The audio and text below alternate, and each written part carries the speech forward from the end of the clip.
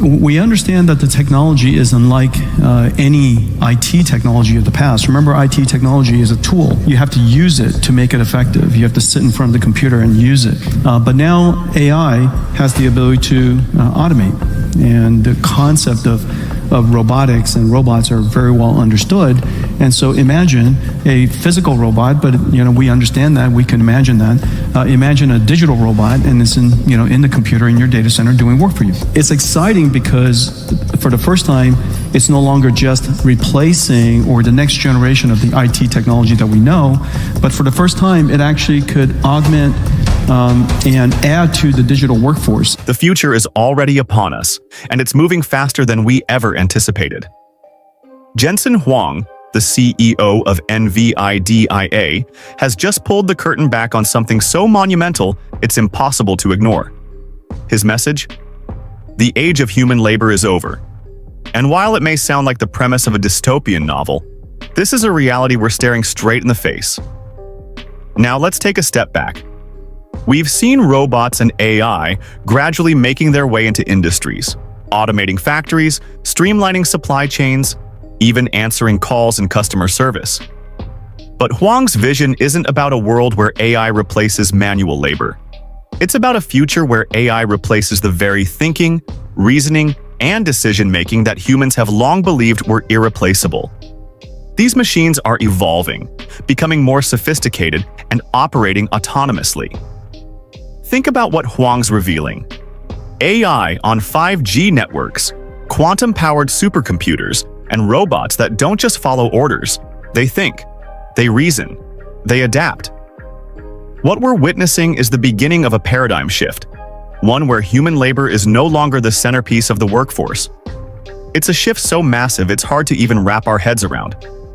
This is the birth of an entirely new system of work, one that doesn't require us. Huang's unveiling of AI advancements like Grace Blackwell and quantum GPUs shows us what's possible when technology scales beyond the limitations of traditional computing. Supercomputers that don't just process data, they process it with intelligence, learning, and adapting at lightning speeds. The systems Huang describes are driving the future of labor. And this future, it's one that doesn't depend on human hands. Now, let's talk about the implications of this shift. The idea of robots stepping into our roles isn't new, but what Huang is saying is that we've reached a point where these robots don't just do our work, they think about it. The AI systems at play are evolving so rapidly, they can perform tasks we never thought possible. They can reason, troubleshoot, and even learn from their environment, adapting without constant recalibration. This is a fundamental redesign of what labor means. But it doesn't stop there. As Huang reveals, this shift is only going to accelerate. The fusion of quantum computing and AI means that we're about to enter a world where machines aren't just faster, they're smarter. We're talking about AI that doesn't just respond to commands but thinks independently, making decisions in real time and adapting to new challenges. The machines of tomorrow will be self-sufficient, able to handle complex workflows without human oversight. And if that doesn't leave you questioning the future of human labor, I don't know what will. The burning question here isn't just what does this mean for industries? It's what does this mean for people? For workers who rely on their jobs to survive. If robots can reason, adapt, and work across industries, from warehouses to hospitals to factories, what's left for human workers? It's a chilling thought. And as Huang points out, these advancements aren't just speculative anymore. They're happening now. We're on the brink of a world where the labor force of the future is made up not of humans, but of machines with the capacity to learn, think, and operate on their own. And this is where things get complicated. Are we prepared to give up our roles? Can we find new places for humans in a world where AI is taking over more and more? Huang's keynote is a wake-up call for the entire workforce.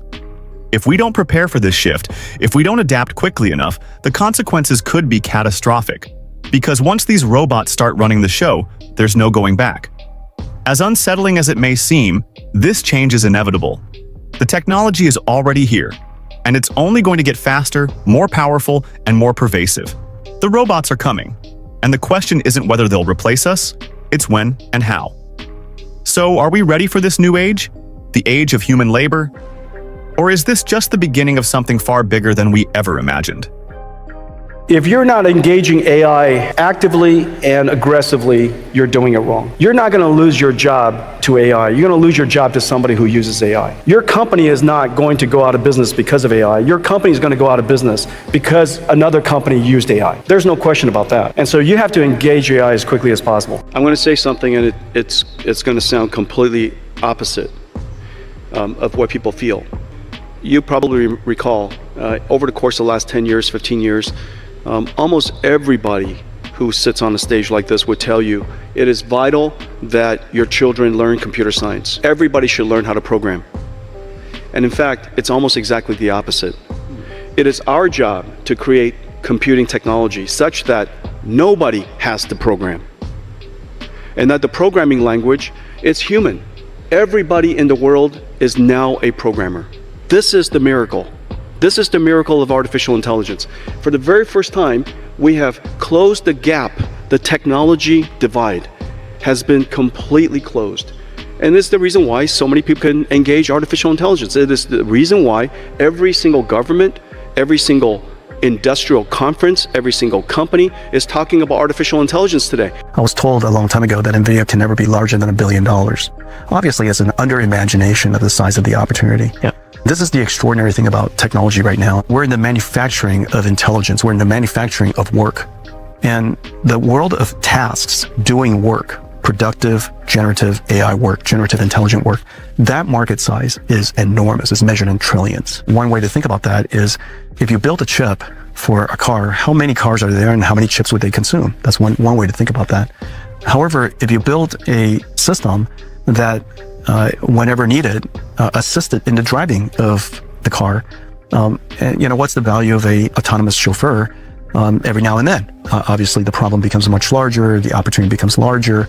Don't be surprised if technology companies become much larger in the future because what you produce is something very different. For example, if I were a student today, the first thing I would do is to learn AI. How do I learn to interact with ChatGPT? How do I learn to interact with Gemini Pro? And how do I learn to interact with Grok? And learning how to interact with AI is not unlike being someone who is really good at asking questions. You're incredibly good at asking questions, and prompting AI is very, very similar. You can't just randomly ask a bunch of questions, and so asking AI to be an assistant to you requires some expertise and artistry in how to prompt it.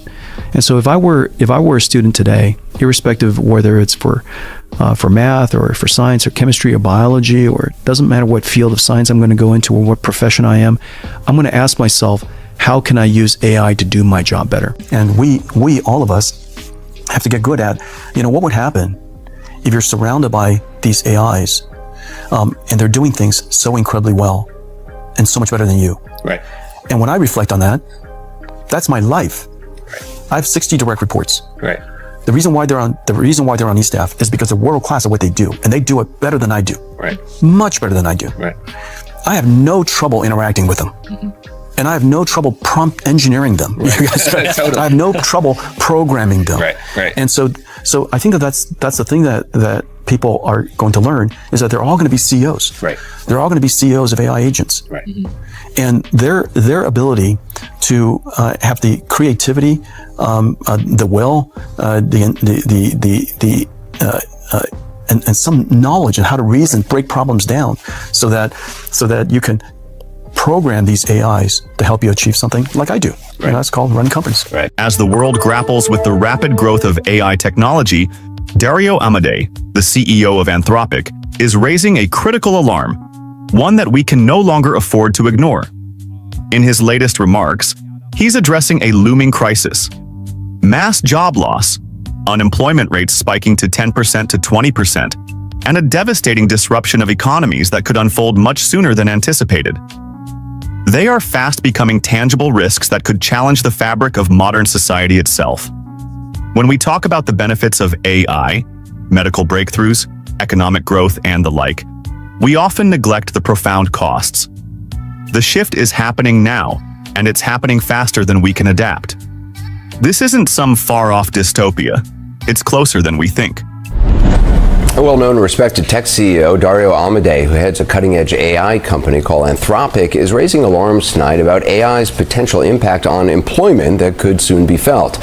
While he says AI can lead to incredible advancements like medical breakthroughs and boost the economy, he believes it could also lead to half of entry-level white-collar jobs disappearing and 10 to 20% unemployment in the next 1 to 5 years. It's something that's been talked about within tech circles for a while, but rarely so starkly and so publicly. I spoke to him just before air about that and other implications he thinks AI may have on society. Dario, you've said that AI could wipe out half of all entry-level white-collar jobs and spike unemployment to 10 to 20%. How soon might that happen? Well, let's, well, first of all, thanks for having me on the show. But just to back up a little bit, I've been building AI for over a decade. And I think maybe the most salient feature of the technology and what is driving all of this is how fast the technology is getting better. A couple of years ago, you could say that AI models were maybe as good as a smart high school student. I would say that now they're as good as a smart college student and sort of reaching past that. I really worry, particularly at the entry level, that the AI models are very much at the center of what an entry level human worker would do. And so it's hard to estimate, exactly what the impact would be. And there's always this question of adaptation. And these technology changes have happened before, but I think what is striking to me about this AI boom is that it's bigger and it's broader and it's moving faster than anything has before. And so compared to previous technology changes, I'm a little bit more worried about the labor impact simply because it's happening so fast that yes, people will adapt, but they may not adapt fast enough. And so there may be an adjustment period. Dario's most compelling point is the speed at which AI is advancing. It's the pace of that advancement that sets it apart from anything we've seen before. Just a few years ago, AI could barely compete with the cognitive abilities of a high school student. Fast forward to today, and we're talking about AI models that rival a college student's problem-solving abilities. And it's not stopping there. The implications are enormous. AI is no longer just a tool to augment human work. It's beginning to replace it altogether. When we think about automation, we typically imagine machines doing factory work or handling repetitive tasks. But now, we're seeing AI take on white-collar jobs too. Tasks once thought of as human-centric, decision-making, client relations, even creativity, are all within AI's grasp. This pace is unsettling, especially considering the scale of what's at stake. The disruption is exponential.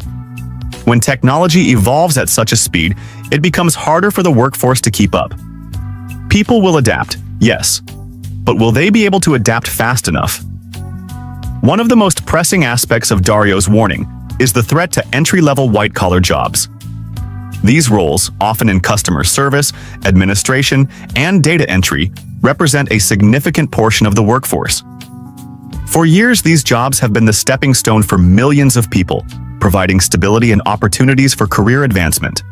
But now, AI is poised to take them over. AI is built to handle structured tasks, process vast amounts of data, and execute decisions based on pre-programmed algorithms. And with the evolution of machine learning, AI is starting to make decisions with little to no human intervention. Whether it's automating customer support or analyzing business trends, AI can accomplish these tasks with remarkable speed and precision. It's not hard to imagine how jobs that once required human intelligence could be displaced by smarter, more efficient algorithms. Now, let's think about the societal impact of this. If AI starts eliminating half of these entry-level positions, what happens to those whose livelihoods depend on them? We're not just talking about a few isolated industries. This is a systemic shift that could ripple through the entire global economy. The workforce might find itself scrambling to adapt.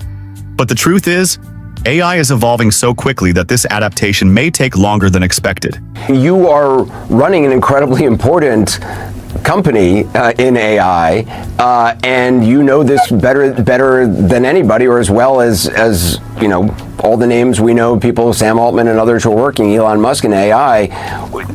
Why are you raising the alarm? Because it's not necessarily I would think, in your best interest, because a lot of the messages we hear from, at least publicly, from, some AI CEOs and stuff is a little bit more calming, like, these agents are going to be great in your life, and yes, there may be problems, but, writ large, this is a fantastic thing. Yeah, I mean, I think the reason I'm raising the alarm is that I think others haven't as much, and I think someone needs to say it. To be clear, and I recognize it's always a difficult balance, right? I'm aware of my position that I'm building this technology while also expressing concerns about it, and the reason I'm doing both of those things is one, I think the benefits are massive. And we need to find a way to achieve the benefits and mitigate or prevent the harms. And the second thing I would say is, look, there are, as you mentioned, 6 or 7 companies in the U.S. building this technology, right? If we stop doing it tomorrow, the rest would continue. If all of us somehow stopped doing it tomorrow, then China would just beat us. And I don't think China winning in this technology is, I don't think that helps anyone or makes the situation any better. I do want to read something that Sam Altman, your former boss at OpenAI, said in September. He was saying that AI can cause significant, in his words, significant change in labor markets, good and bad.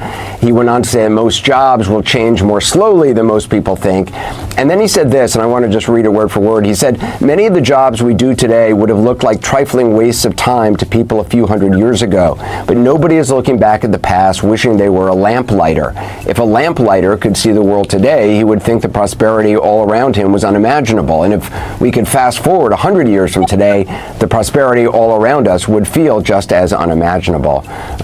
For younger people, I should say lamplighters was actually a job. People went around lighting lamps on the streets. I think a lot of people may not even know what a lamplighter is. But do you think Sam Altman is wrong?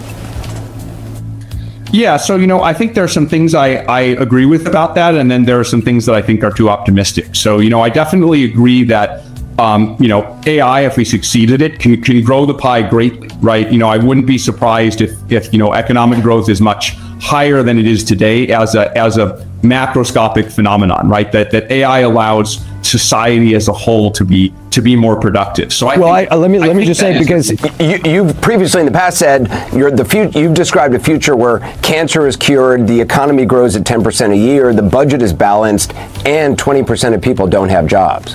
Why then is Dario Amodei sounding the alarm when much of the tech world remains optimistic about AI's potential? This is an important question. After all, many CEOs of AI companies are pushing the narrative that AI is a force for good. They envision a world where AI improves efficiency, creates wealth, and benefits society at large. But Dario is stepping forward to offer a dose of reality. He's not denying the potential of AI. He's fully aware of the breakthroughs it could bring in fields like healthcare, energy, and economic growth. However, Dario is concerned about the lack of attention being given to the potential downsides of this technological revolution. While others downplay the risks, he's advocating for a more balanced view. It's not that AI is inherently bad. It's the unchecked, rapid deployment of AI that could result in widespread societal harm. This approach, though unpopular, is one we desperately need. What Dario is saying here is that AI is a paradigm shift that could have devastating economic consequences if left unaddressed. That's exactly what I was getting to, right? Where I agree with all the positive potential. I think that isn't wrong. But I think the quote you just flashed is maybe too optimistic, maybe too sanguine about the ability for people to adapt. People have adapted to past technological changes, but I'll say again, everyone I've talked to has said this technological change looks different. It looks faster. It looks harder to adapt to. It's broader. The pace of progress keeps catching people off guard. And so I don't know exactly how fast the job concerns are going to come. I don't know how fast people are going to adapt.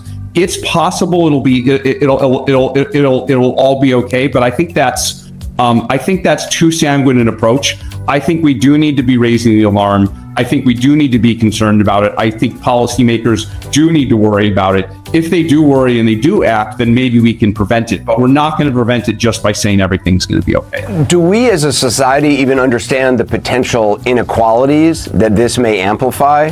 And also the impact just on I have little kids. I have a 5-year-old and a 3-year-old. All right, here's a question. Could the rise of artificial intelligence lead to job losses for everyday Americans trying to make ends meet? Our next guest, who is the CEO of one of the most powerful AI companies in the world, says we are heading for a catastrophic employment crisis that no one is talking about. Well, we are going to talk about it with Dario Amodei, who is the CEO of Anthropic. He joins me now. Dario, thank you so much for joining us. You have a critical message for us this morning. So how many job losses are we talking about here, and who is at risk? So just to back up a bit, I've been working on AI for 10 years, and probably the thing I've noticed most about it is how fast it's making progress. 2 years ago, it was at the level of a smart high school student. Now it's probably at the level of a smart college student and reaching beyond that. And on one hand, I think there's a number of very positive things that are going to happen. I used to be a biologist. I think AI has exactly the kind of skills that are needed to cure important diseases like cancer and Alzheimer's, to provide cheaper energy, many positive things. But exactly those same kind of skills, things like summarizing a document, brainstorming, putting together a financial report, makes me worry a lot that entry-level jobs in areas like finance, consulting, tech, many other areas like that, entry-level white-collar work, I worry that those things are going to be first augmented, but before long replaced by AI systems, and that we may indeed, it's hard to predict the future, but we may indeed have a serious employment crisis on our hands as the pipeline for these early stage white-collar work starts to contract and dry up. What's the timeline here? Yes, so it's very hard to predict these things, given how fast, AI is making progress. But I would not be surprised if somewhere between 1 and 5 years, we started to see big effects here. I've heard a number of people talk about this in private. AI CEOs talk about this in private. CEOs of other companies talk about this in private. And I really felt that the message that this is happening hasn't been getting out to ordinary people, hasn't been getting out to our legislators, our Congress people either. And so I felt I needed to speak up on the record. I do think that this is something we can prevent this, but we need to act now. I don't think we can stop the AI bus. There are 6 or 7 companies just in the U.S. working in this area.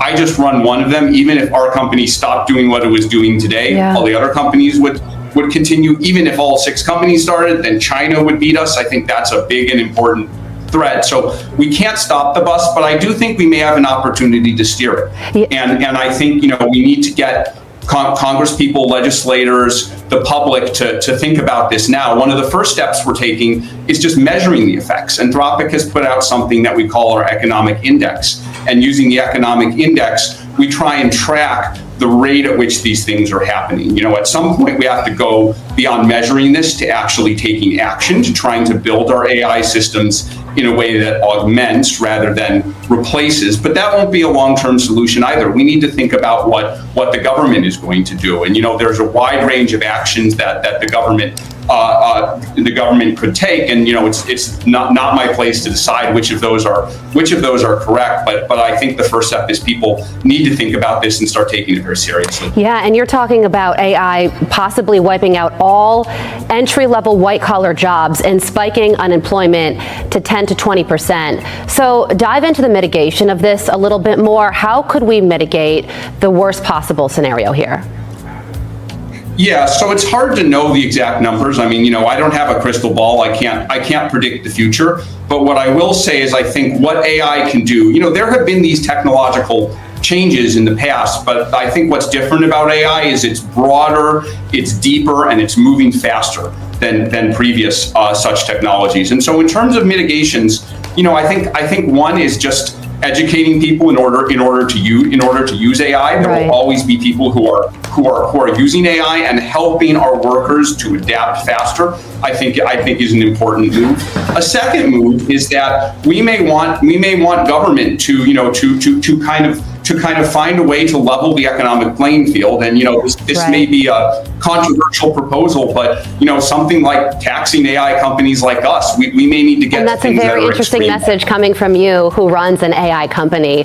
But you're doing a public service announcement for all of us in terms of this future concern. Dario, thank you so much for joining us.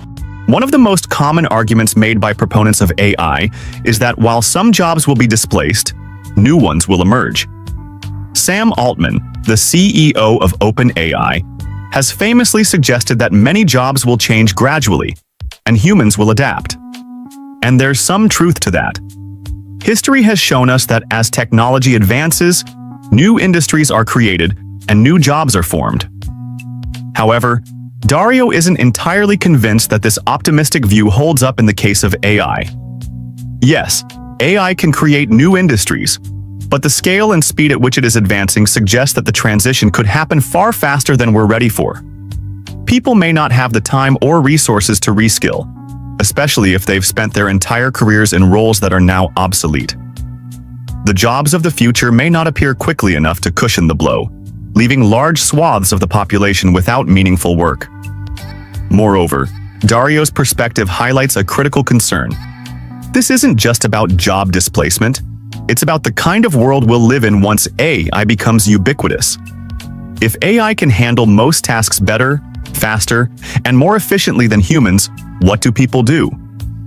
How does society remain cohesive when a large portion of its population has little to no role to play in the economy? What do they grow up aspiring to if machines can do pretty much everything better? What does it do to initiative or drive or striving? And I don't know the answer to that, Yes. but it concerns me. Let's take those questions one by one. Those do concern me, but I do have thoughts on them. In terms of inequality, I'm worried about this. There's an inherent social contract in democracy where ultimately, the ordinary person has a certain amount of leverage because they're contributing to the economy. If that leverage goes away, then it's hard to make democracy. It's harder to make democracies work, and it's harder to prevent concentration of power. And so, we need to make sure that the ordinary person maintains economic leverage and has a way to make a living, or our society, our social contract won't work. And that's why I think it's important. During testing, your company's latest chatbot, Claude 4, was capable of what was described as extreme blackmail. Specifically, I understand it threatened to reveal an engineer's extramarital affair when it was told it would be taken offline and replaced. This was a simulation. Were you surprised by that? And what is that? I mean, that freaked me out when I read that. What does that mean? Yeah, so just to be clear and to put this in context, I mean, this was as you said, a behavior that emerged during kind of extreme testing of the model. So if you were to make an analogy to cars, this is like you deliberately put the car on the iciest road possible. You mess with the brakes, and you do that so you can see if you really stress test the thing. You can then you can make the crash dummy blow up. Right. So this isn't something that the model does in practice and actual usage. But the reason we stress test the models this way is that's the best way to test for and prevent problems in the real world. So As Dario delves deeper into the potential societal impact of AI, one of the most concerning implications is the widening inequality AI could exacerbate. When we talk about AI and automation, we often focus on the workers who will be displaced. But what about the people who remain? AI's rapid advancement could centralize wealth and power in the hands of a few. The companies that develop AI, the people who own and control the data, will be the ones who benefit the most from these technologies. Meanwhile, those displaced by AI, particularly lower-skilled workers, may find themselves trapped in a cycle of economic instability, unable to keep pace with the changes around them. This is where the social contract comes into play. In democratic societies, ordinary people hold a certain amount of economic leverage because they contribute to the economy through their work. If that leverage disappears, the very structure of society could begin to break down. Democracies rely on the active participation of all its citizens. But what happens when a large portion of the population has no means of contributing? This could lead to a concentration of wealth and power that could further destabilize society. So, right. Icy roads do exist.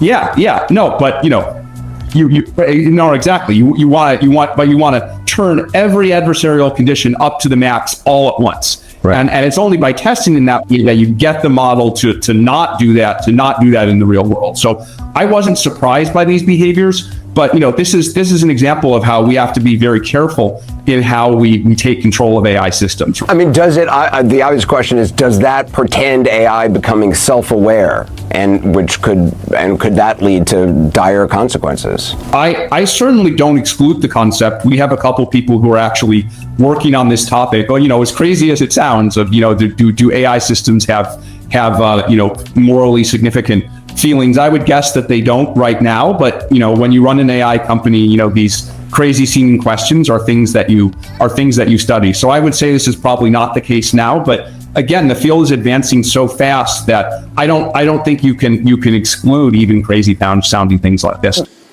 The idea of AI on 5G or AI on 6G, along with AI on computing. So in the future, I predict that all supercomputers will have quantum accelerators, all have quantum QPUs connected to it. And so a supercomputer would be a QPU with QPUs and GPUs and some CPUs. And that would be the representation of a modern computer.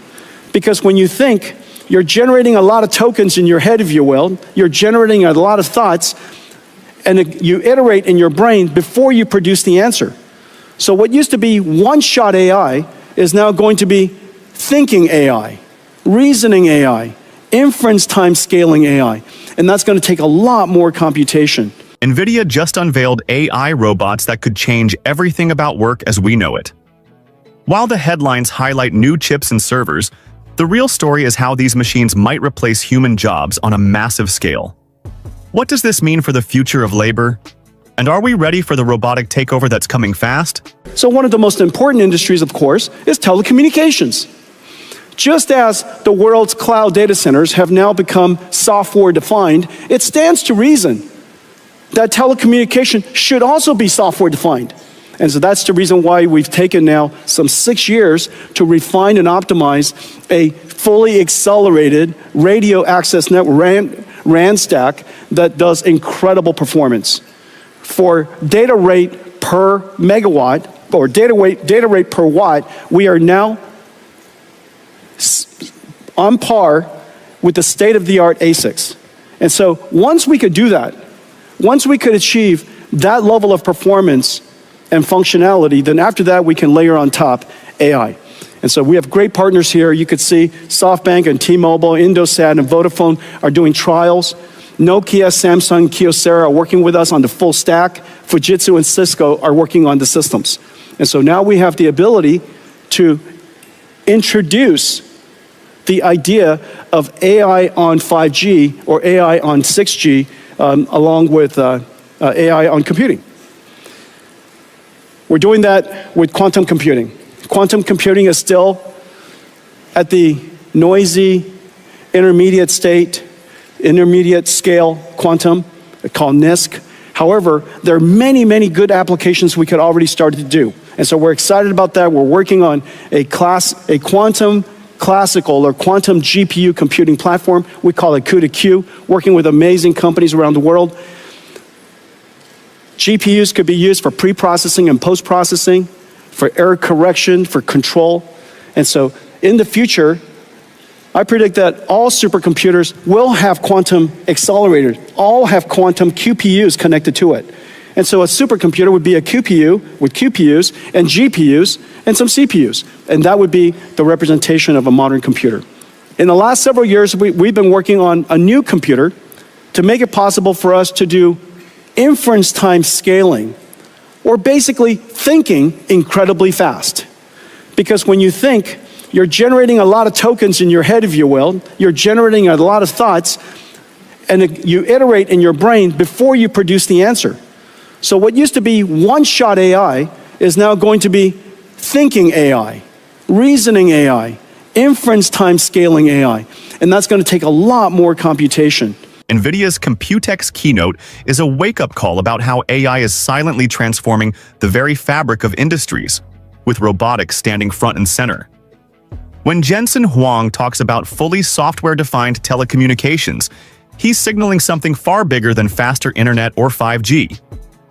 It's about injecting intelligence into the networks that connect us all, making them not only faster but adaptable and predictive. This sets the groundwork for AI systems that operate autonomously, in real time, managing complex environments without human intervention. Think about it. The very networks that carry our calls and data will soon be orchestrated by AI algorithms that are constantly learning and optimizing. That's a massive step toward machines running themselves, and by extension, starting to run entire workflows that today depend on human oversight. Quantum computing also makes a subtle but critical appearance in this keynote. It's still early, but NVIDIA's hybrid approach shows a clear bet. Future AI won't be limited by classical computing bottlenecks. The fusion of quantum and GPU computing is a glimpse of the enormous computational firepower robots and AI agents will demand. And so we created a new system called Grace Blackwell. Grace Blackwell does several things. It has the ability to scale up. Scale up means to turn what is a computer into a giant computer. Scale out is to take a computer and connect many of them together and let the work be done in many different computers. Scaling out is easy. Scaling up is incredibly hard. A new piece that just posted on Axios.com moments ago, taking a critical look at the future of artificial intelligence. It's a pretty incredible piece. It's entitled Behind the Curtain, a white-collar bloodbath. Could be the result of AI. Well, yeah, and you know, Jim, people that run AI companies don't want to talk about it. They want to pretend it's not going to happen. Silicon Valley wants to pretend it's not going to happen. Wall Street doesn't really want to talk about it. But the fact is, as you report, just like the technological revolution, the IT revolution gutted blue-collar workers throughout the 90s and beyond, you're now talking about a bloodbath for white-collar workers because of AI. And from what you've seen and what you're reporting on, it is going to be a bloodbath for workers. I mean, that is certainly the warning of Dario Amodei, who is the CEO of Anthropic. And just for your viewers, Anthropic is one of the top creators of this AI, these large language models in the world. So he has better visibility than probably all but 2 or 3 people in the world into the power of this technology. He'd been telling us in private for a while that this bloodbath could be coming, but that lawmakers don't want to talk about it. The federal government doesn't want to talk about it. AI companies don't want to spook people. We finally convinced him to go on the record. And his point is, like, listen, just play with this technology, not just casually. Like, once you really dive into it, you realize it can do the work already of researchers, of analysts, of a whole host of entry-level white-collar jobs. And he put it in the starkest of terms. He said, like, based on their early analysis, over a 5-year period, it could wipe out half of white-collar entry-level jobs. Unemployment could spike to 10 to 20% in the next 5 years. And this is a guy who's building the technology, who's boasting about the power of it. And when we push him on, then if you're building it, like, how do you morally kind of think about it in your own mind? And he said, I have an obligation to build the technology. I also have an obligation to get the federal government, to get lawmakers, to get other AI companies to figure out how do we prepare the American worker and how do we protect the American worker.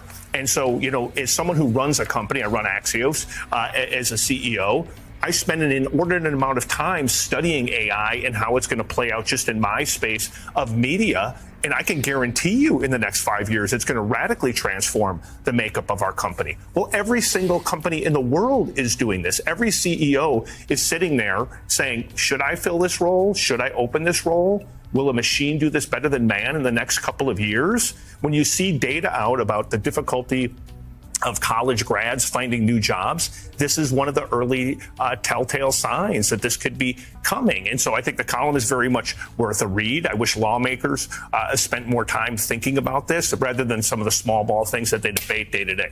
His mind, I think it's sounding the alarm. It's like, listen, we got to have a national debate that this isn't 10 years from now. It could be 6 months from now. It could be 12 months from now.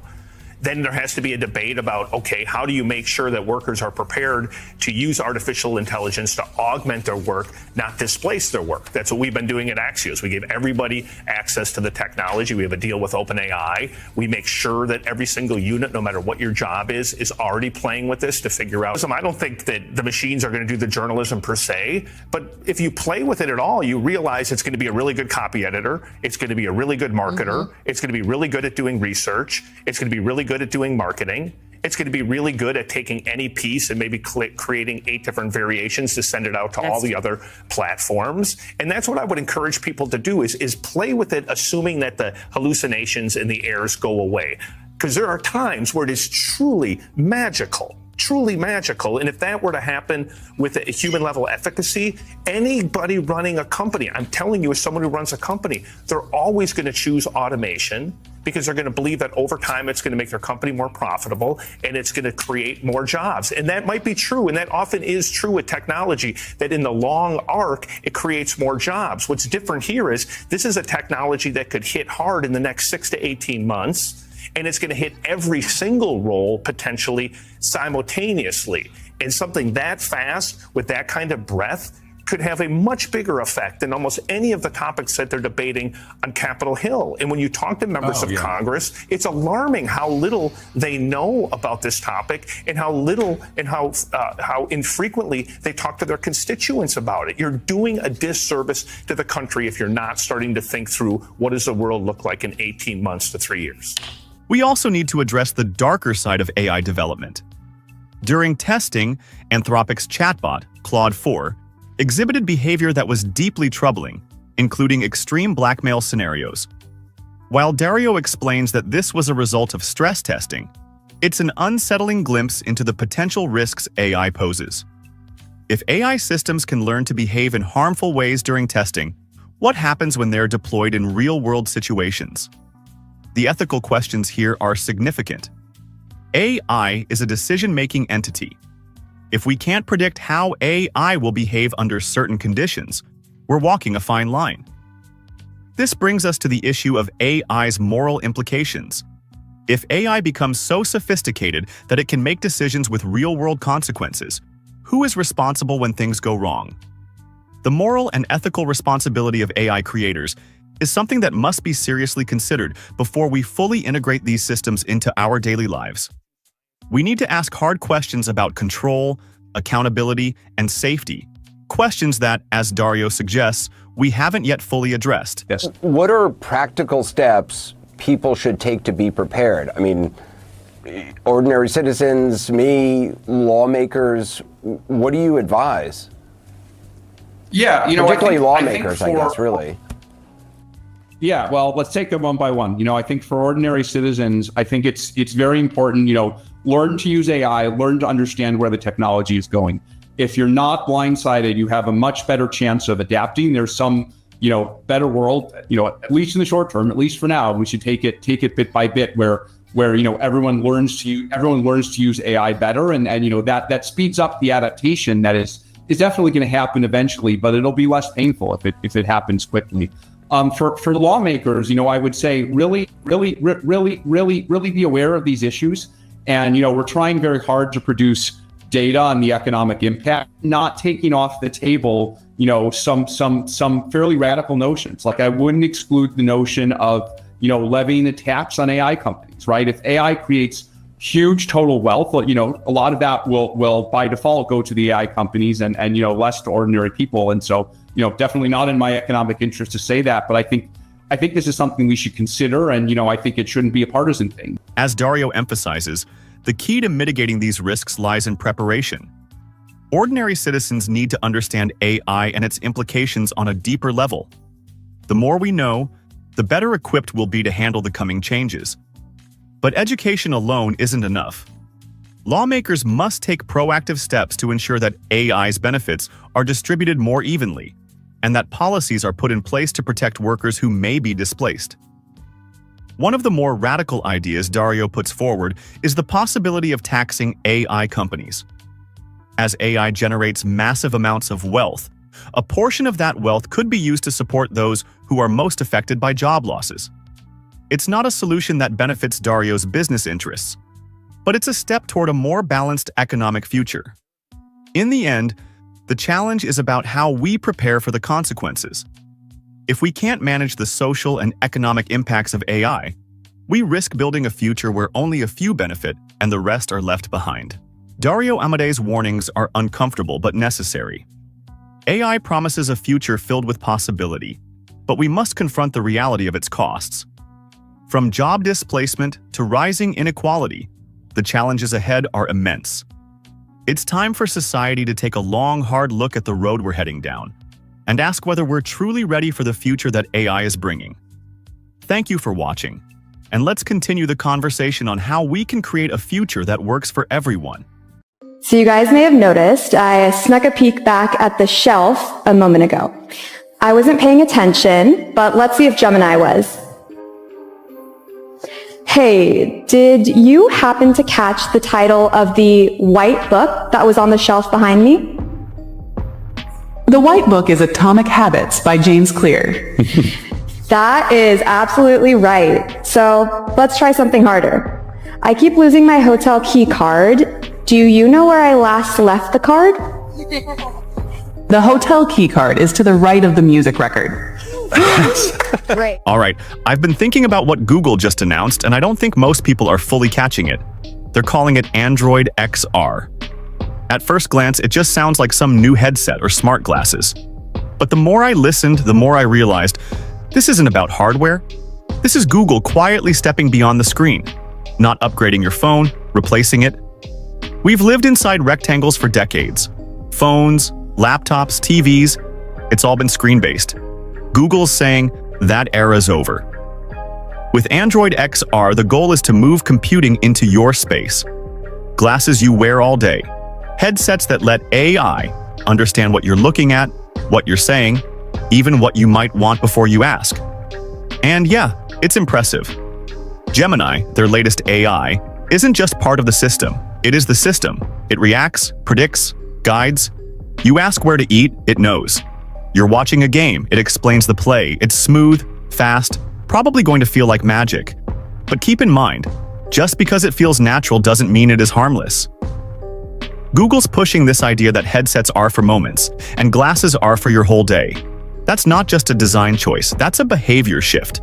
If this works, Google won't just be something you check. It'll be something that surrounds you, something that shapes how you see the world. And that changes everything. They've rebuilt Chrome for XR. They're relaunching YouTube with immersive formats. Developers are getting new tools to bring their apps into this environment. It's not a side project, it's a platform, a new default, and I get why they're doing it now. Gemini finally gives them the AI power that Glass never had. This time, the tech actually works. But the questions haven't gone away. If Gemini becomes your interface to the world, how much of that world is being filtered, nudged, predicted, without you even realizing it? I'm not saying it's all bad. There's a lot of potential here. But when the core of it, Gemini, stays in Google's hands, it's worth asking, how much control are we giving up for the convenience? So yeah, this looked like a product launch. But it feels more like Google trying to rewrite the rules of how we interact with reality. Let's break it down. This AI is inherently multimodal, so it's using visual data and natural language to digest complex queries in real time, while remembering your past context. Nishta, let's see some more. Yeah, let's bring this book back. So I don't really have time to read it right now, but I wonder if Gemini might be able to help me summarize what's going on. Like, I don't know, what does this diagram mean? It looks complex. This diagram is labeled the habit line and illustrates the process of habit formation. It shows how automaticity increases with repetitions until a habit is formed. Okay. Now, imagine being able to communicate and understand any language. The AI can shift its output to speak different languages with dialects and accents that feel human and natural. Yeah, let's go to this sign over here. Can you translate this to English for me? The sign states private property, no trespassing. Okay, let's prove this is a live demo. Does anyone in the audience have a suggestion for a different language to translate to? Farsi. Farsi. We tried Farsi, it failed last time, but let's try it again. Do you want to try Farsi? We could try Thai. Okay. Because I do speak Farsi, so it's my mother tongue, so thank you. Gemini, let's just give this a shot. Can you translate this sign to Farsi for us? املاک خصوصی تجاوز نکنید. Great.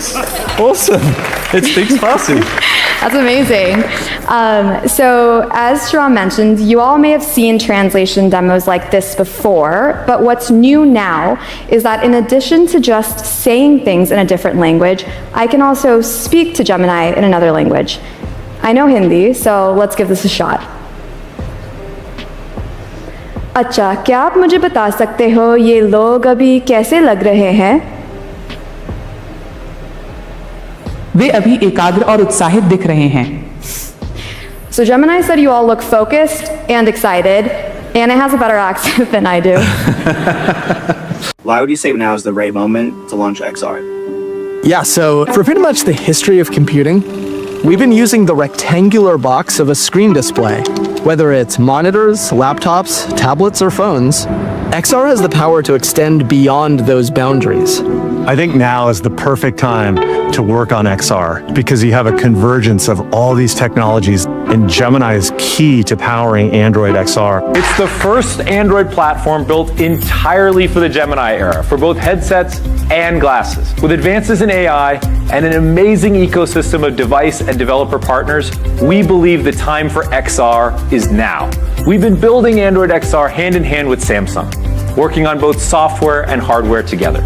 But now, we are at a crossroad where the newest cutting-edge XR technology meets multimodal AI, which understand what you see and what you say. So you can just talk to your device as if you are talking to someone in the physical world. This is the next generation UI of XR. Imagine being immersed in a world that understands you and responds to your every interaction, whether through your hands, eyes, or voice. The time is now. Technology is here. With the Android XR, it is all coming together. Let's not pretend the timing here is random. Google could have launched XR a year ago, or waited 2 more, but they chose now. Why?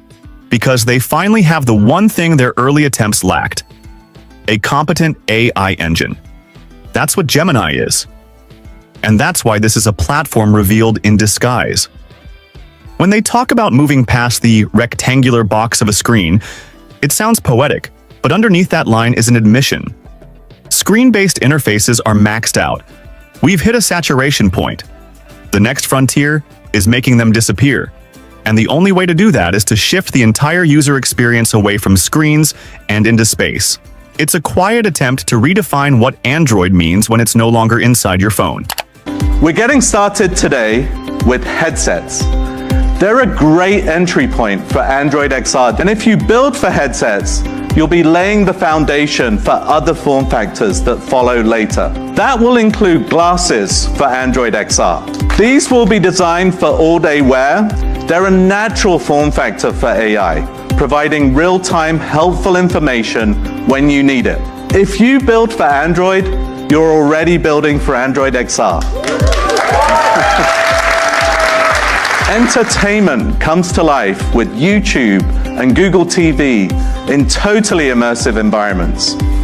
Photo and video captured in 2D can be converted into a 3D memory for you to experience again and again with Google Photos. With Chrome on XR, you have an infinite, unbounded workspace. And with Google's groundbreaking multimodal AI that understands context, we completely transform the meaning of natural interaction. The first device we designed for Android XR platform is the headset. We see headset as a great starting point because they have unique capabilities that unlock a whole new way to interact with the technology. I'm very excited to present the first device designed for Android XR. Codename Project Muhan. Muhan means infinity in Korean because XR will deliver unparalleled immersive experiences in a truly infinite space. We're thrilled to show you live what it's like to experience Android XR and some of the capabilities of the platform. Hey Gemini, can you show me VR 180 videos of this place? Sure, I can help with that. We're incredibly excited for Gemini on Android XR that will power a new type of conversational multimodal experience. Designed by Filippo Brunelleschi. It's one of the largest brick domes ever constructed, and a masterpiece of Renaissance architecture. Okay, this is amazing. I definitely have to visit here, but I want to find some restaurants nearby. I'm sure we could find a place in New York. Maybe we could take the team here tonight if you're feeling seafood. Hey Gemini, can you take me to this restaurant? Sure, I can take you to the Clam in New York.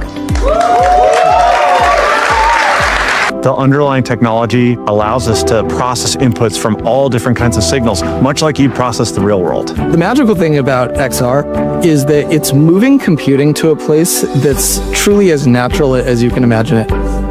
Android XR is our new platform for headsets and glasses. It offers some of the best tools for developers to use, and it reduces a lot of the friction. What's quietly revolutionary here is the way Google frames XR as an environment, not a feature.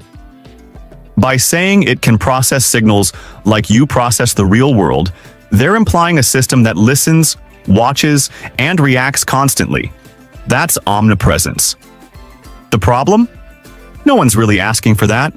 Google's betting that if they can make the interface seamless enough, if it just feels like magic, then we'll skip right over the privacy questions. But that assumption is risky. Passive interfaces don't just require trust. They demand it.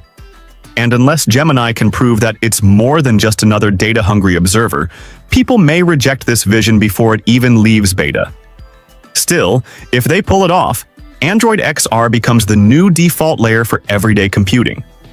Not because people asked for it, but because it just sort of showed up and worked.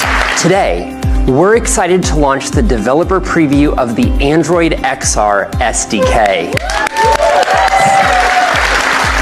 You'll have endless opportunities to create and develop for this computing platform, using familiar tools and open standards created for XR. For Android developers, we're extending the tools and frameworks like Android Studio and our Jetpack libraries to XR. And for Unity developers, we'll support Unity's editor and popular XR packages. You'll be able to share your apps the same way you always have as we open the Play Store to XR. Now, you're probably wondering, how does this all work with existing apps and games? They'll be available on Android XR out of the box, and your existing compatible apps can work without any additional effort. Our APIs, tools, and guidance for building for XR are available today. As a developer, I'm thrilled to introduce YouTube on Android XR. We've redesigned our app from the ground up with immersive video formats, spatial audio, and a vast content library. XR opens up new ways to watch. YouTube leverages Android XR's unique capabilities to deliver an unparalleled immersive viewing experience. Users can enjoy both 2D and spatial content with support for pass-through and immersive environments. We're breaking content outside the rectangle and into the world around you.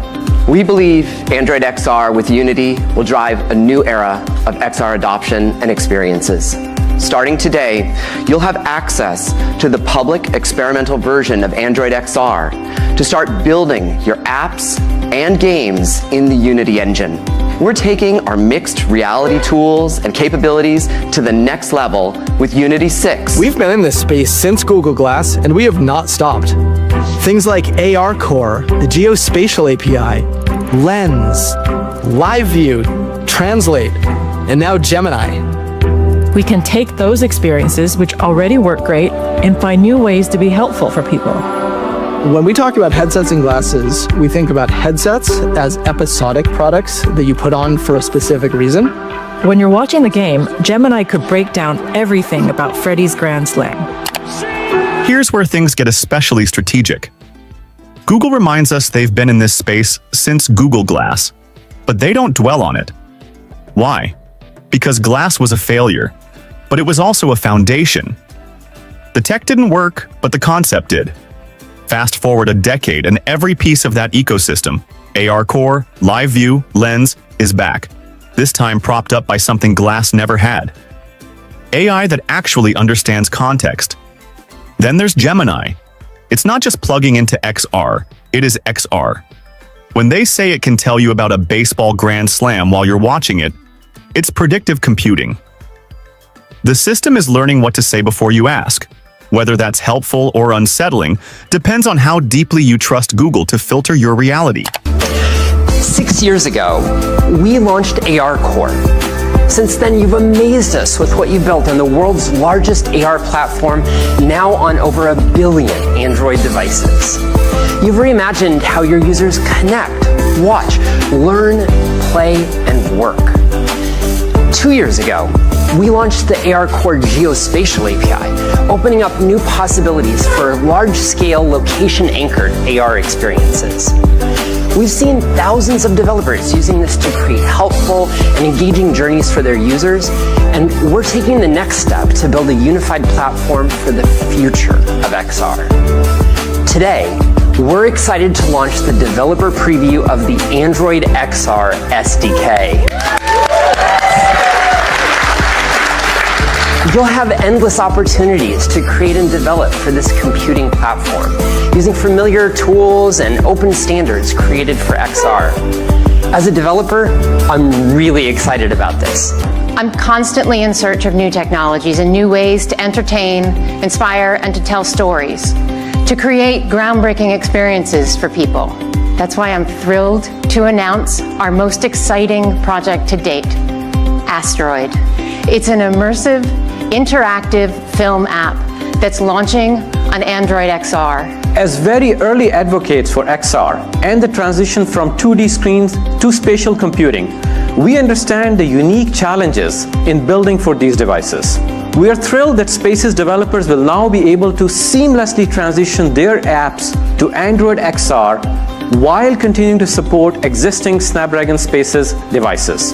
We look forward to working with Google to extend Android XR platform to more OEM partners, leaders like Lynx, Sony, and XReal, all powered by Snapdragon, to achieve scale and reach its full potential. Visceral incarnation of any 3D space or spatial environment you could think of. I can't wait to spatialize old videos. It'll feel like you're right in your memories again. And then we think about glasses as all-day products that you use to get value throughout your day. Our technology really enables us to shrink down the displays that go into the glasses.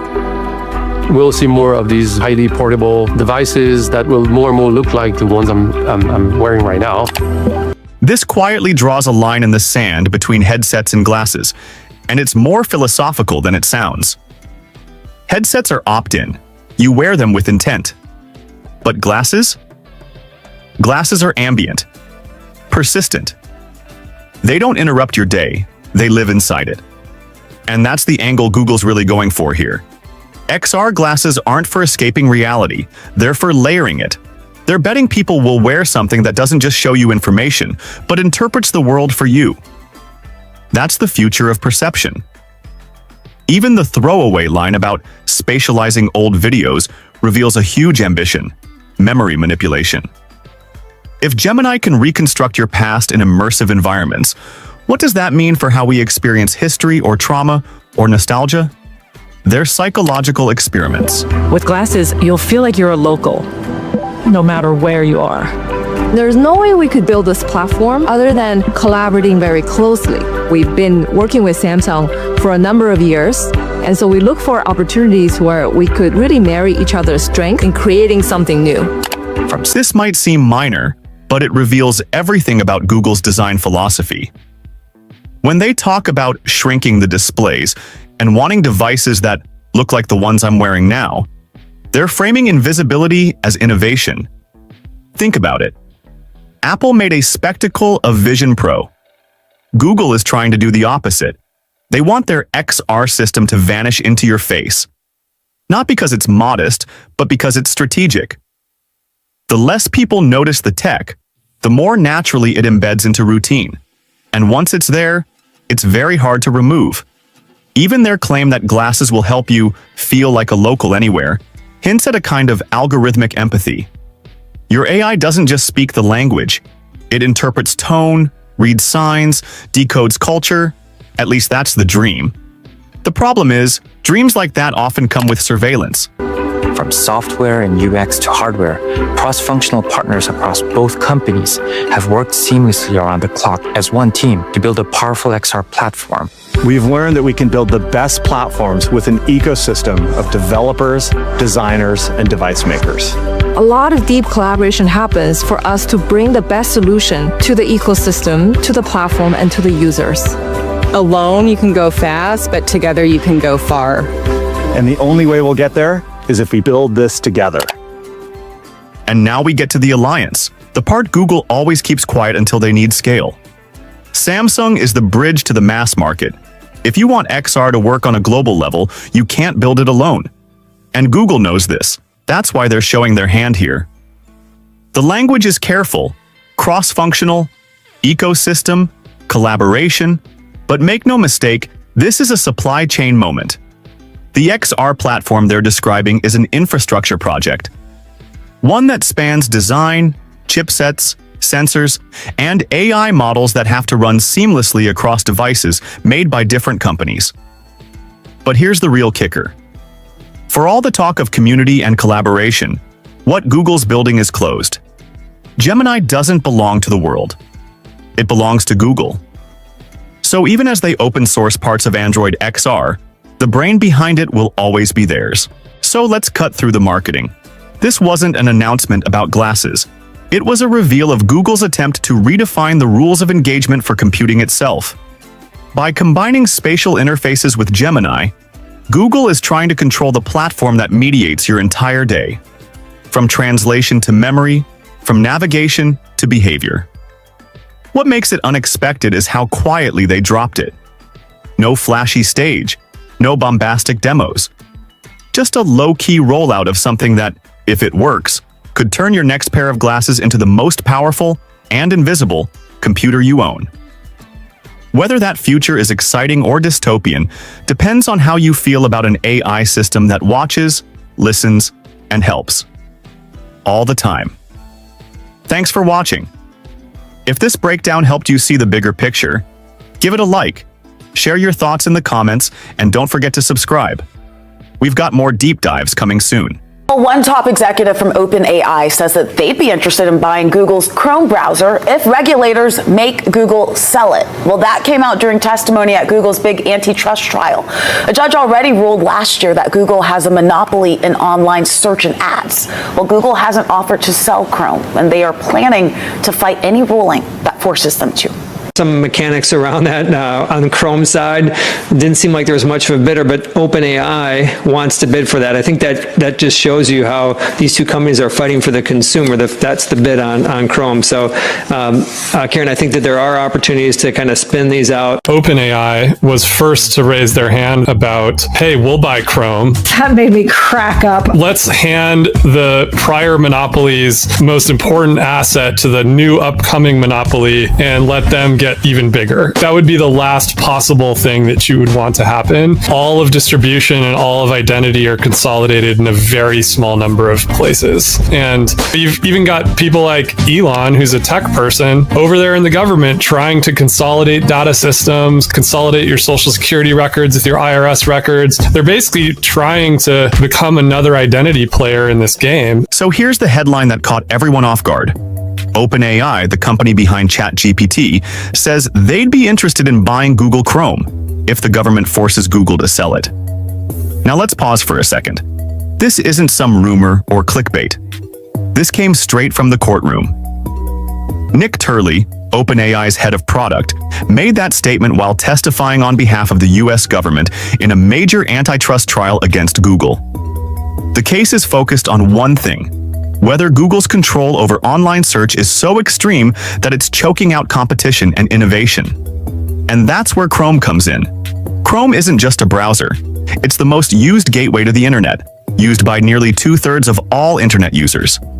That's billions of people. And because it's tied directly to Google Search, Google Ads, YouTube, and their AI product Gemini, it's part of a much bigger ecosystem.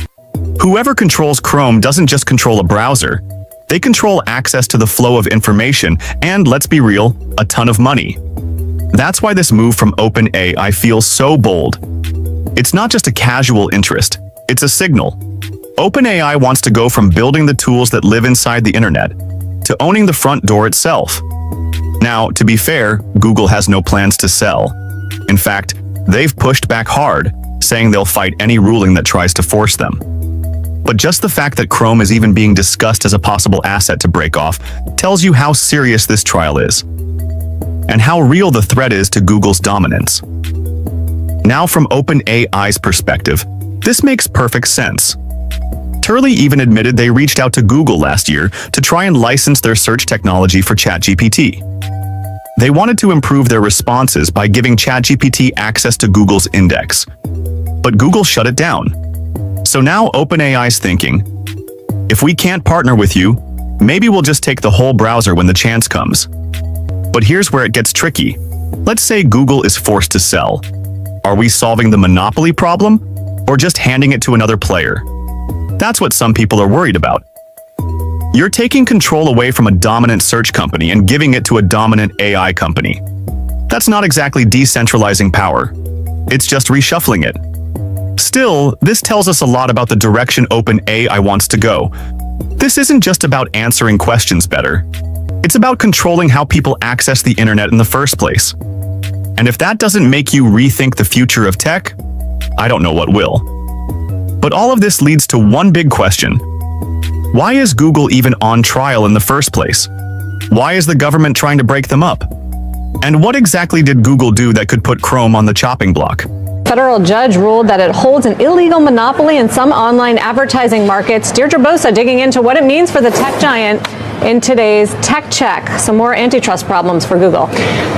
More antitrust, and so you would be forgiven for losing track of all the different lawsuits and pressures that Google is facing. It is a lot. The latest ruling to come down, it centers on the ad tech case, and it opens the door for a forced breakup of Google's ad business, something regulators have been after for years. Now, ads, of course, still very much the bread and butter of Alphabet, making up some 75% of total revenue. So breaking up the ad tech stack, that represents a direct threat to the financial foundation of the company itself. Now, Google in a statement says, quote, "We disagree with the court's decision regarding our publisher tools. Publishers have many options and they choose Google because our ad tech tools are simple, affordable, and effective." But key here, this is now the second active case where U.S. courts could force Google to sell off key assets.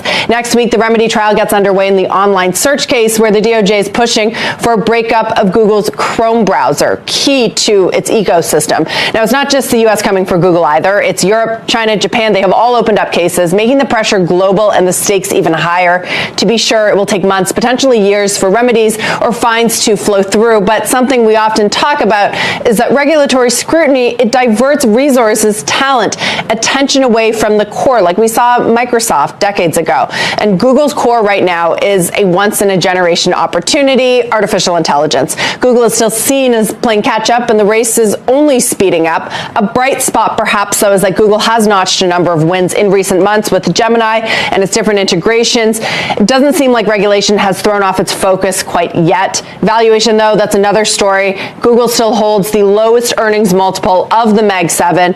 Investors seeing regulatory threat as very real, and that makes an impact. In fact, tech is not getting any kind of regulatory break in the second Trump administration, as many had hoped. We talked about this last hour. FTC versus Meta, that's moving forward, threatening to split off Instagram and WhatsApp. Guys, the charm offensive from mega cap CEOs leading up to the second Trump administration. The judge has given a partial ruling. So in some areas, yes, it says that Google has a monopoly in advertising tech markets, not in others. What is the language the judge used? What do we know? Yeah, that's exactly right, Ed. The judge is finding that Google has violated the Sherman Antitrust Act, Section 2 of it specifically, by willfully, and this is the judge's words, acquiring and maintaining monopoly power in the open web display publisher ad server market and the open web display ad exchange market. So servers and exchanges are what they have found to violate antitrust laws here. And the judge goes on to say that the court is going to be setting a briefing schedule and a hearing date to determine the appropriate remedies for these antitrust violations. It becomes a question, of course, of what those remedies are, knowing that this is not the first antitrust difficulty that Alphabet is facing, as Google already was found in a separate case to have also monopolized the search market, and the Justice Department is looking for a spin-off of its Chrome browser, specifically in a case related to search. So it becomes a question of whether or not there may be advertising portions of Google's business that also will be looking at spinning off. If that is what the U.S. pursues, the judge is going to consider all avenues. But the point here, Ed, is this is a second big loss for Google in the courts, as they have been found to violate antitrust rules when it comes to ad exchanges and servers. The judge did not find justification of a monopoly for a third market of tools that is used by advertisers to buy display ads, but still on 2 out of 3, essentially, the judge has ruled against this giant technology company. So after hearing that OpenAI might want to buy Chrome, you might be wondering, why is that even on the table? Why would Google ever have to give up something that important? The short answer? The US government is taking Google to court over monopoly power. Again. And this time, they're playing for keeps. Let's break it down. Right now, Google is at the center of not one, but 2 major antitrust cases. In one case, the Department of Justice is going after its advertising business, the backbone of Google's revenue. Ads account for roughly 75% of Alphabet's income, so any threat to that ecosystem is a direct hit to the company's financial core. A judge already ruled that Google holds an illegal monopoly in certain ad markets, specifically the display ad server and exchange systems. That alone would be enough to keep most companies on defense. But here's where it gets even bigger. The second case, the one we're focused on, targets Google's dominance in search and the tools it uses to maintain that dominance, like the Chrome browser. Think about it. Chrome isn't just how people browse the web, it's how they get to Google search. And Google has spent years locking in that position. They've made billion-dollar deals with Apple, Samsung, and others to ensure their search engine is the default. That's key because, as Microsoft CEO Satya Nadella said under oath, defaults are everything. Most people never change them, so when the DOJ argues that Google is using Chrome to unfairly maintain control of the search market, it's not a fringe theory. It's strategy. Google controls the browser. They control the search. They control the ads that appear once you search. That's an entire funnel. And here's the kicker. A federal judge has already ruled that Google did violate antitrust law in search, just like it did in ads. We are now in the remedy phase, meaning the court isn't deciding if Google is guilty, it's deciding what to do about it. And that's how we got to this moment. The idea of forcing Google to sell Chrome as a remedy. Now, from Google's side, they're pushing back hard. Their attorneys say they won their place in the market fair and square, and they argue that forcing a breakup would hurt users, limit innovation, and even threaten America's tech leadership globally. They've also warned that it could force them to share private user data with competitors, something that opens up a whole new privacy debate. And they're not wrong to be worried, because it's not just the US anymore. Europe, Japan, and even China are lining up with similar cases. The pressure is global, and it's growing. But let's be honest, Google didn't get here by accident. When you have over 90% of the global search market, and when you're paying billions just to keep it that way, it's hard to argue that the playing field has been fair for smaller competitors. And now that we're in the AI era, the stakes are even higher. The DOJ is worried that Google could use its head start in AI, through Gemini and deep integration into its products, to push even further ahead and lock out competitors before they even get a chance. Nice. The idea of seeing a robot interact with the world, there's not a person controlling it, yet it's doing all these things. That is the most exciting type of intelligence. I'm a PhD student at Georgia Tech. I work on problems at the intersection of computer vision and robotics, answering the question, how can humans teach robots how to do things by using data that has been captured from an egocentric perspective? We are trying to use what we call human data we capture how humans interact with the world, and that data gets used to train a robot. We can actually capture this kind of data with ARIA glasses. It really checked the boxes, which is it's recording a front-facing RGB image, it's tracking your hands in 3D space, and it's localizing the glasses. It actually captures the environment, builds a map, and knows precisely where the glass is at any given moment. We have tried to make this an out-of-the-box solution. That means you can put them on, pair your glasses with the companion app, and start recording data right away without writing any code. We look at ARIA as an investment in the research community. What personally motivates me is to see the creativity of how these researchers are solving problems. Oh, stuck. Let the people feel the pain of roboticists. Research partners give us feedback, and we can turn around new features pretty quickly. The most surprising thing was to see ARIA mounted on a robot, but I think it was quite genius. Robotics is a real-time problem. Real-time recognition of behaviors and the surrounding environment is fundamental to robotics. ARIA is such a small form factor, we can just put it on the robot and have it directly control its own body by looking at the world through ARIA glasses.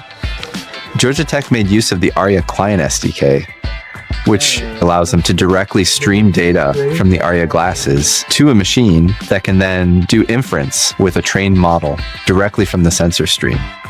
This system is a really natural way to collect data that is useful for robotics.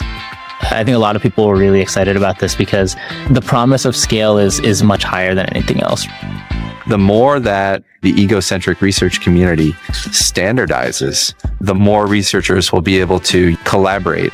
It's really through scaling with the community like this, collectively we can start to solve bigger problems around how things are going to work in the future.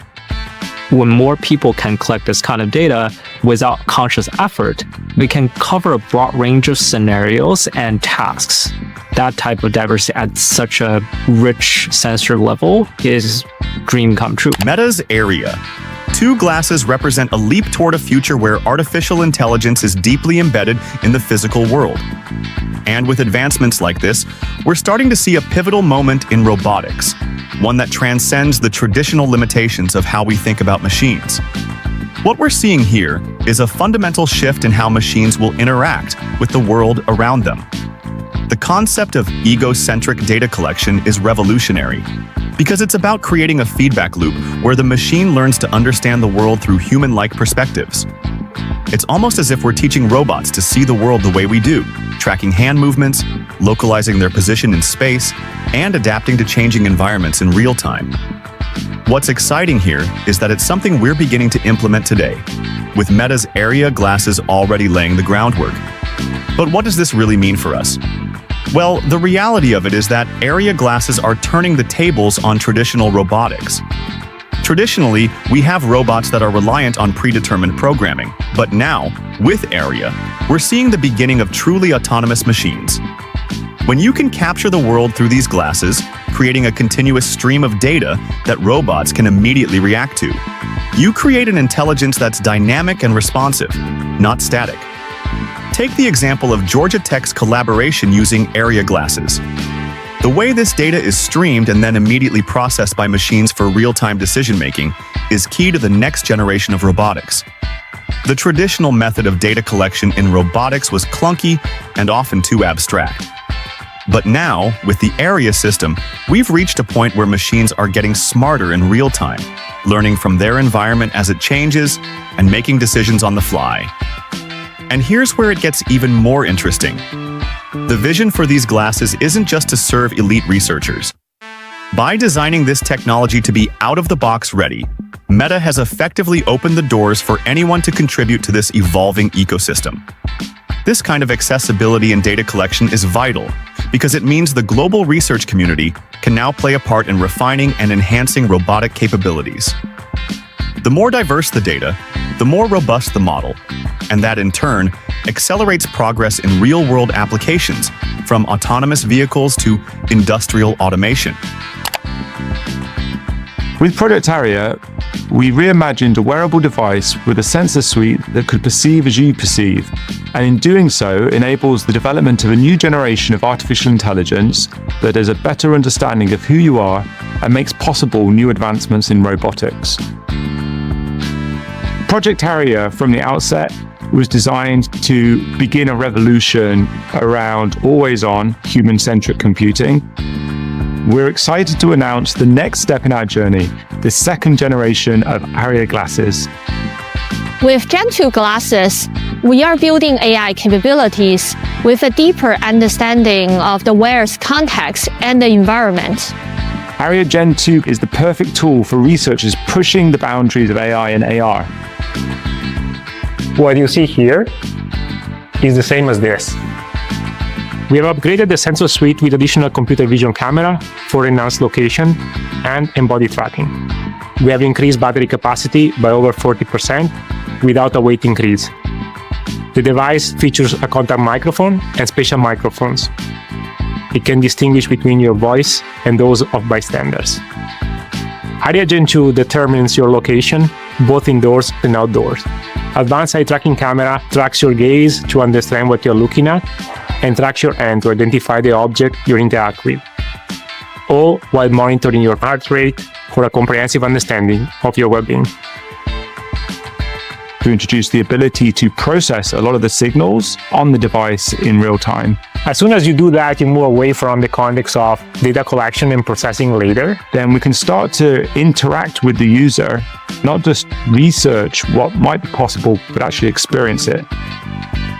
Help me pick up some red onions. Taking you to red onions.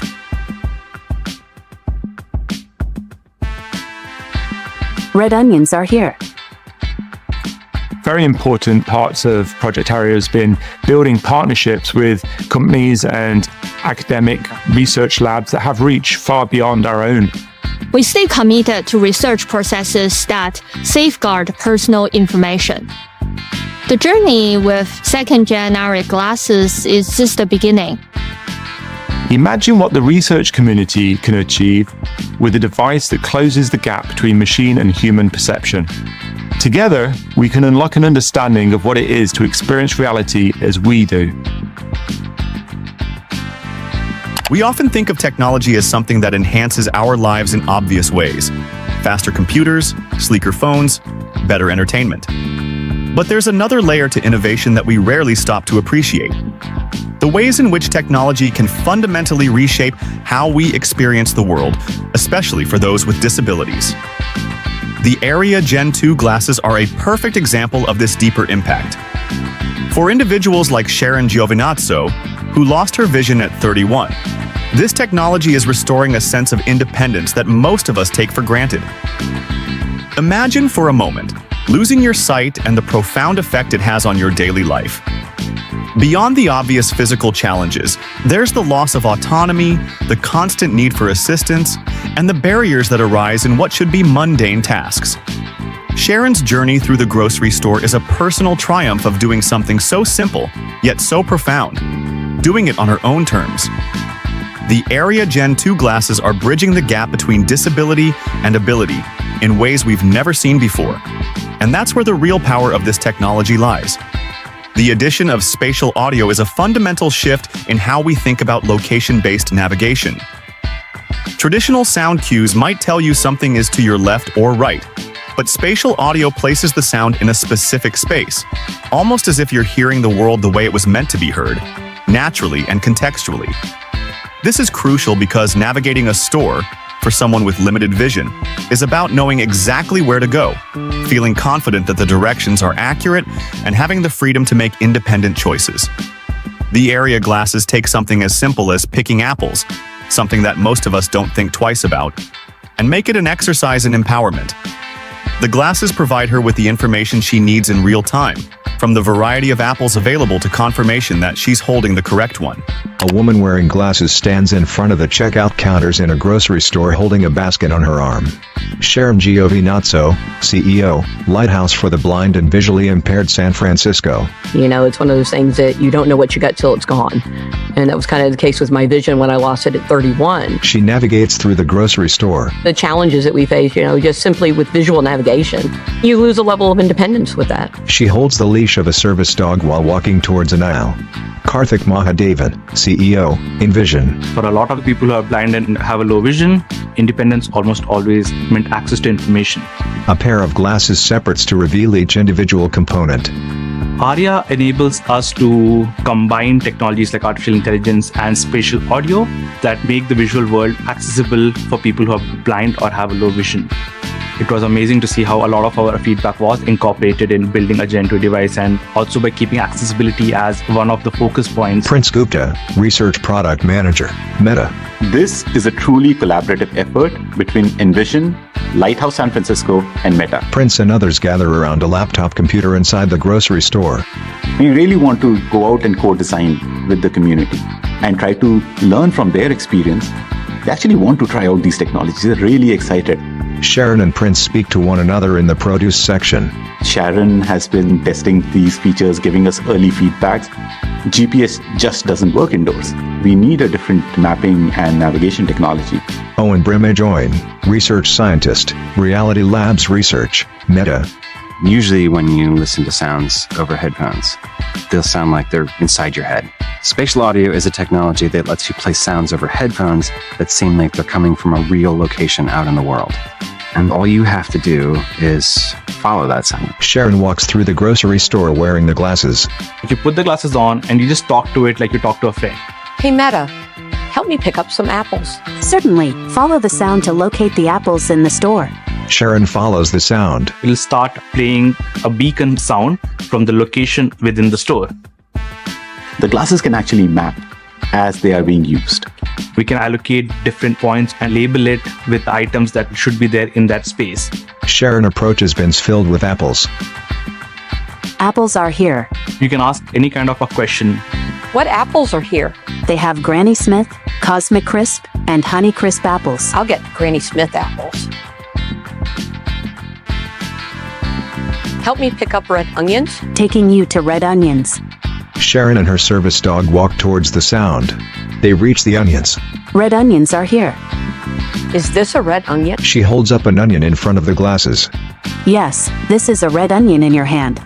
Just to have the freedom to walk into a grocery store and navigate to what I wanted. It was efficient, it was fast, it was just amazing. That's all I need today. Take me to the checkout counter? Sure, guiding you to the checkout. Sharon hands her basket to the employee at the checkout counter. This isn't ready to ship out the door this second. But what's exciting is for how many people this appears to be working really well. Without these partners, we would have not been able to do what we did today. The employee hands Sharon her bag of groceries. Thank you. Have a great day. When we look at someone like Sharon pick the groceries that she wants on her own, that emotion is incredible. And that's a wrap. It's incredible to see how these innovations are not just changing lives, but reshaping the way we think about independence and autonomy. The future is looking more inclusive, and it's exciting to witness these advancements firsthand. If you found this video insightful, don't forget to hit that like button, drop your thoughts in the comments, and share it with anyone who might be inspired by this breakthrough in tech. Make sure to subscribe to stay updated with more in-depth analyses and updates on the latest innovations shaping our world.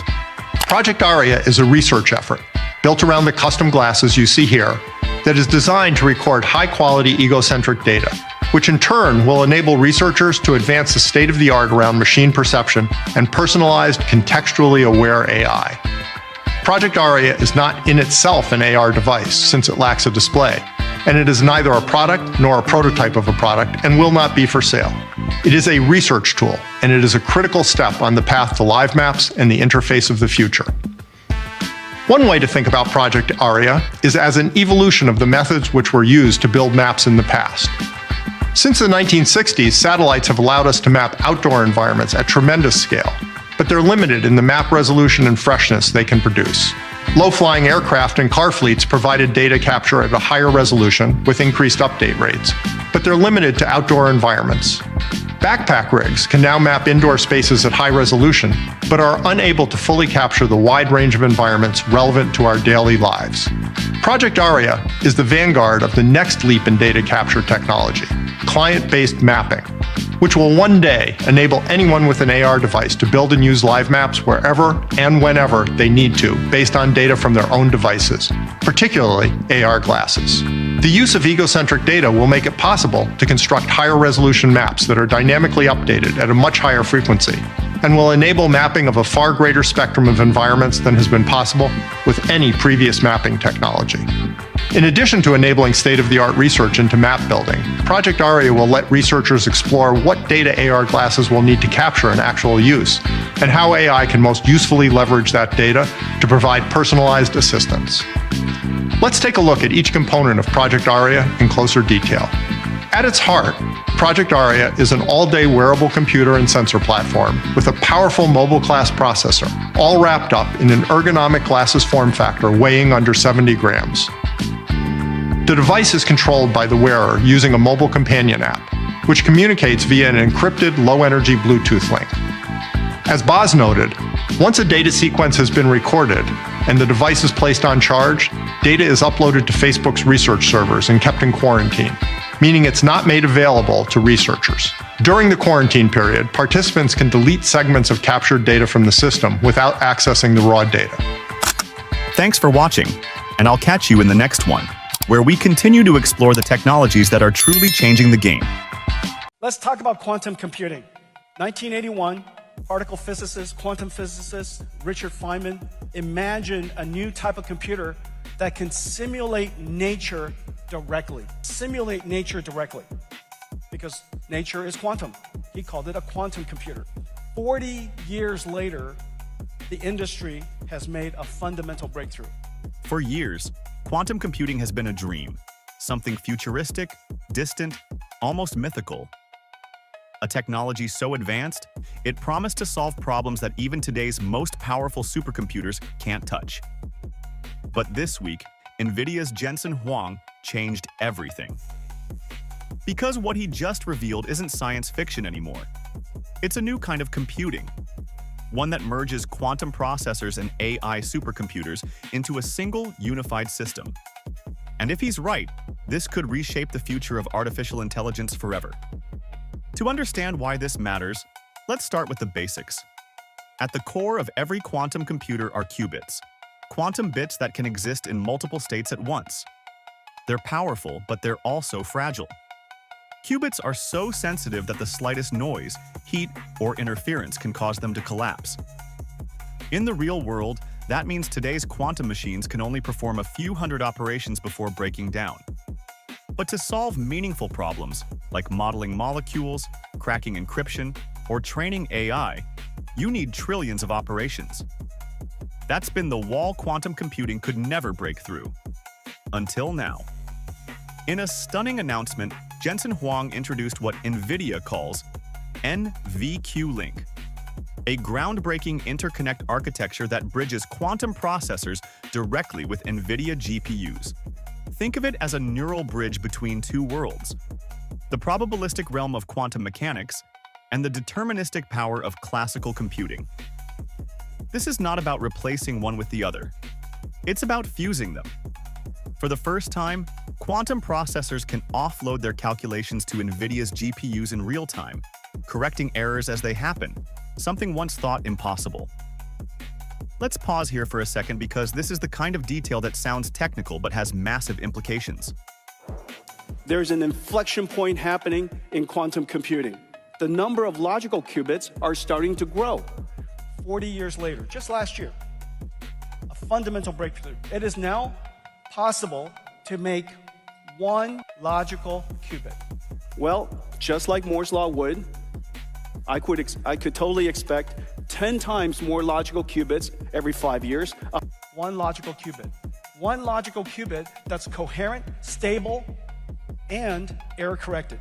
100 times more logical qubits every 10 years. Those logical qubits would become better error-corrected, more robust.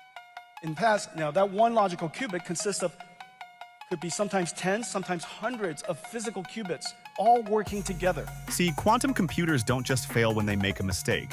They erase the information entirely. Measuring a qubit collapses it. It's like trying to read a snowflake without melting it. The only solution is quantum error correction, adding extra qubits that entangle with others, allowing you to detect where an error occurred without disturbing the original data. It's brilliant in theory. But it's also so computationally demanding that even the world's fastest supercomputers can't handle it efficiently. That's why Huang's reveal is so important. NVQ-Link was built precisely to solve that.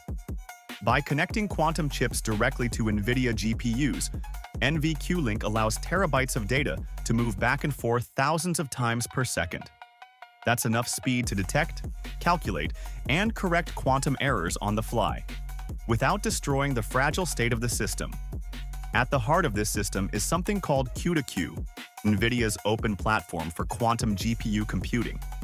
It lets researchers coordinate both quantum processors and AI supercomputers simultaneously, effectively turning them into one brain. And for the first time, we're looking at a platform where AI and quantum computing can work hand in hand instead of existing in separate silos.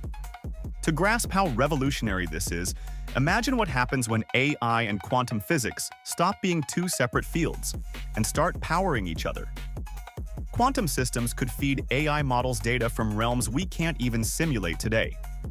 AI could optimize quantum circuits, correct errors faster, and design entirely new materials or drugs at atomic precision. It's the dawn of accelerated quantum supercomputing, where two once impossible technologies merge into one. And NVIDIA is placing itself right at the center of that revolution. Huang didn't say this outright, but the implications are clear. NVIDIA isn't just the GPU company anymore. As you know, qubits, these particles are incredibly fragile. Higher performance, more resilient, and of course, will continue to be scalable. They could be unstable very easily. Any observation, any sampling of it, any environmental condition causes it. About developing new materials, Jim, at the molecular level, perhaps down the road. They do have this partnership with Novo on drug discovery. And so it takes extraordinarily well-controlled environments and now also a lot of different physical qubits for them to work together. Look, I've been waiting for that. Recursion was supposed to be 1, 2, and the drug person is excellent. I'm keep hoping that they do some big deals on. And for us to do error correction on these, what are called auxiliary or syndrome qubits. Cancer, you're able. I've been listening to a lot of people who claim they have AI, and it's starting to bother me again because they're doing spreadsheets. For us to error correct them and infer what that logical qubit state is. Calling it AI. After working with all of the sites that are now saying they're really good at math, they're awful at math. There are all kinds of different types of quantum computers. Superconducting, photonic, trapped ion, stable atom, all kinds of different ways. But you're seeing, I did a piece last night that basically said, okay, here we go. IONQ, D-Wave quantum, Rigetti, quantum computing. To create a quantum computer. We now realize that it's essential for us to connect a quantum computer directly to a GPU supercomputer. I'm not saying I'm a sage. No. I am saying that Jensen is giving the green light to a lot of companies that may mean absolutely nothing, but they have quantum in their name. So that we could do the error correction, so that we could do the artificial intelligence calibration and control. Honeywell's been very honest and said, listen, we're not ready. Right. And IBM does have quantum, and that's one of the reasons why IBM is at an all-time high. Quantum computer, and so that we could do simulations collectively, working together, the right algorithms running on. Those are incredible moves. If you were lucky enough to have decided that quantum was where you wanted to be at the beginning of this year, you are very happy, or even last year. What do you mean? Guys, the GPUs, the right algorithms running on the QPUs, and the two processors, the two computers working side by side. I think it's not yet proven, right? We don't know. But it's younger people who are really cashing in. And you've made this. Sit here and tell people to buy Smucker. You've made this. This is the future of quantum computing. Let's take a look. There are many ways to build a quantum computer. This point, right? You've made this point about nuclear and certain crypto assets. Well, it's very parts of disheartening. it. I'm disheartened by it. Well, don't be disheartened. Why? Each uses qubits, quantum bits, as its core building block. No matter the method, all qubits, whether superconducting qubits, trapped ions, neutral atoms, or photons, share the same challenge. What value added do we have? I read the names. You want to get heartened? Read Sam Altman's blog post from last night. It's entitled "The Gentle Singularity." They're fragile and extremely sensitive to noise. Today's qubits remain stable for only a few hundred operations. We had Jensen. I think when you talk about the leaders right now in terms of where the future is, it's Jensen, and a lot of it's Sam Altman. But solving meaningful problems requires trillions of operations. The answer is quantum error correction. Measuring disturbs a qubit. They're great friends, and you remember nothing took off. I took out a few things that gave Sam. I took out a few things that just struck me. In what is, tell me something good. Destroys the information inside it. The trick is to add extra qubits, entangle, so that measuring them gives us enough information to calculate. It's a letter that I think people should read because it's got a lot of different things in it, but part of it is, of course, talking about the near-term advances that are coming. Where errors occurred without damaging the qubits we care about. It's brilliant, but needs beyond state-of-the-art conventional compute. 2030s, for example, he writes, intelligence and energy, ideas, and the ability to make ideas happen are going to become wildly abundant. That's why we built NVQLink, a new interconnect architecture that directly connects quantum processors with NVIDIA GPUs. It's the operating system of the future. They already dominate AI training with their H100 and Blackwell chips. Now, they're positioning themselves as the connective tissue between AI and the next generation of quantum machines. And if NVQLink works the way it's designed, NVIDIA will control the very infrastructure that every future quantum and AI system depends on. This isn't just about faster chips. It's about rewriting the foundation of computing itself. Jensen Huang's reveal also challenges one of the biggest misconceptions in tech, that quantum computers will one day replace traditional ones. In reality, as he explained, quantum and classical systems will coexist, complementing each other instead of competing. Classical supercomputers will handle structured data, logic, and precision. Quantum processors will take on the chaotic, probabilistic calculations that classical hardware simply can't. Together, they form what Huang calls a fused platform, a hybrid system capable of tackling humanity's hardest problems, from climate modeling to molecular design, from AI cognition to advanced robotics. And the key to making all of this possible is NVQLink. Let's not miss how strategic this move really is. Quantum startups like IBM, Rigetti, and IonQ have been racing to build larger, more stable qubit systems. But NVIDIA isn't competing with them, it's enabling them. By providing the connective platform, NVIDIA becomes indispensable to everyone in the ecosystem. Whether your quantum processor uses trapped ions, photons, or superconducting qubits, you'll need NVQLink to make it viable at scale. It's the same playbook NVIDIA used with GPUs 2 decades ago. Build the tools everyone relies on, and you become the center of innovation itself. But this is also about AI supremacy. If quantum systems start accelerating AI training, NVIDIA's lead over competitors like AMD and Intel could become permanent. AI models that once took weeks to train could one day be optimized in hours, powered by quantum acceleration. And in a world where every major corporation and government is racing to dominate AI, that's the kind of advantage that could reshape global power. Still, it's not without risks. Quantum computing is unpredictable. The physics are fragile, the hardware is experimental, and integrating such systems with AI at this scale introduces cybersecurity, stability, and governance questions no one has fully answered yet. Even Jensen Huang admitted this is just the beginning. Quantum error correction is a monumental challenge, and despite NVQLink, it's far from solved.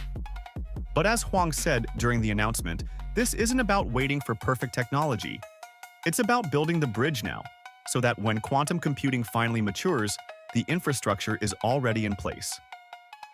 That's classic NVIDIA. Move first, build the ecosystem, and let everyone else catch up later. The company has already transformed gaming, AI, and data centers. Now, it's setting the stage to transform physics itself. Huang's quantum reveal wasn't just about new hardware. It was about a vision, one where AI and quantum computing fuse into a single, accelerated reality. And whether the world is ready or not, NVIDIA is already building it. So what does this mean for the rest of the tech world? For Google, Microsoft, and Amazon, who all have their own quantum divisions, it means NVIDIA is no longer just a supplier. It's now a direct competitor in the race for computing dominance. For researchers, it means new possibilities. Solving molecular equations, modeling materials, or training AIs that can reason beyond current limits.